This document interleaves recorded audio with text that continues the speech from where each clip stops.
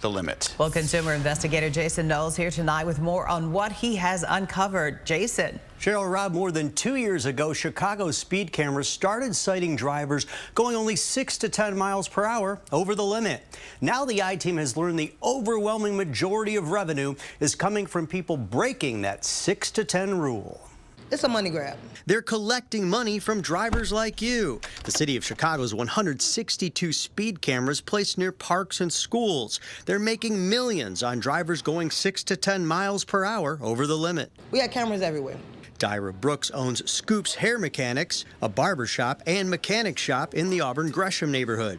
She's received several speed camera tickets for going 6 to 10 miles per hour over the speed limit. I'm not rich. It's kind of overwhelming, especially with the price of living in Chicago. When they were first introduced, speed cameras in Chicago only ticketed drivers going 11 miles or more per hour above the speed limit.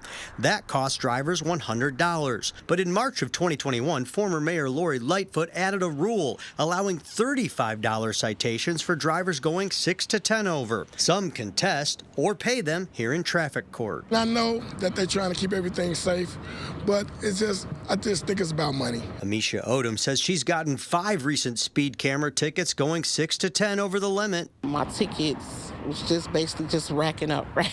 We wanted to know how much money the city has made from those 6 to 10 mile per hour speeding tickets at $35 a pop since the new law went into effect 2 years ago. We found that 60% of tickets come from those driving 6 to 10 miles per hour, generating almost $121,700,000 for the city.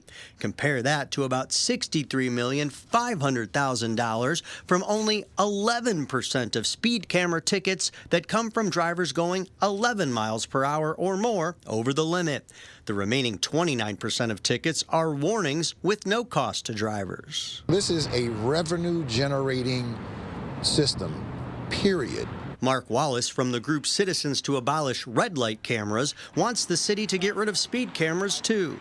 The fines double when they can't pay the $35. In July, City Council had a chance to reverse Lightfoot's rule, but the measure failed by a vote of 26 to 18. Wallace hopes Mayor Brandon Johnson will reverse it. But First Ward Alderperson Daniel Espada wants to keep the lower limit.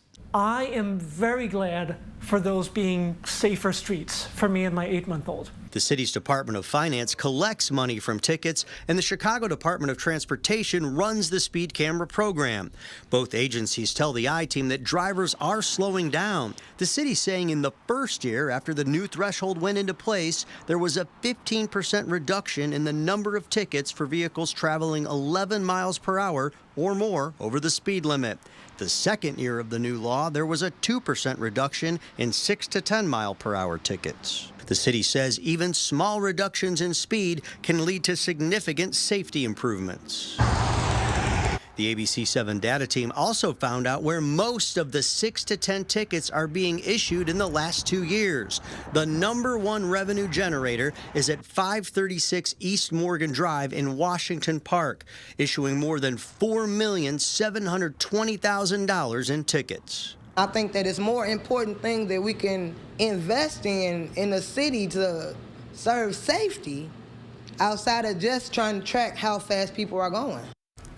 Last year, the city launched a program which reduces speed camera and other vehicle-related debt for low-income people who qualify. Now, we also asked Mayor Brandon Johnson's office if he would reverse the 6 to 10 rule. A spokesperson said the mayor's office is currently hiring people to review policies. Now, you could see all of the top speed camera locations, which make the most money, on our website, abc7chicago.com. I'm hoping that's going to get a lot of clicks. I bet people are going to want to know if the top spots are in their neighborhood. 160 plus million in 2 years for those 6 to 10 mile per hour. That's an incredible amount of money. It's a moneymaker.